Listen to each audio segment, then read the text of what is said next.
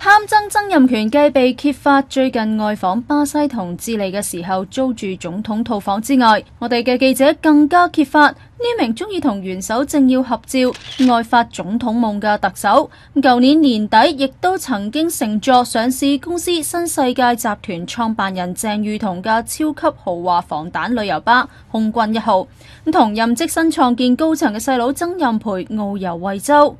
據知空軍1號嘅外形同一般嘅直通旅遊巴冇咩分別，但係車廂裏邊就曾經作過改裝。據講全車裝配咗防彈玻璃，車廂裏邊只係設有17個座位，但係全部都係豪華按摩椅設計。即使係路途遙遠、山路崎嶇啊，亦都可以係坐得舒適、玩得招積。我哋嘅記者於是向特首辦查詢曾蔭權係咪坐過呢一架嘅超豪旅遊巴前往惠州，有冇俾過車費，以及接受有關車輛接載係咪有收受利益之嫌等嘅問題。但係特首辦回覆查詢嘅時候，對事件未有否認，亦都未有承認，即係攞曾蔭權嘅家人嚟到做擋箭牌，至交通係由佢嘅家人安排㗎，佢唔清楚細節。而新創建嘅發言人亦都唔肯回應係咪由佢哋公司借出旅遊巴㗎，即係話曾蔭培私人休假，兼且純屬家庭聚會，同新創建無關，唔適宜作出評論。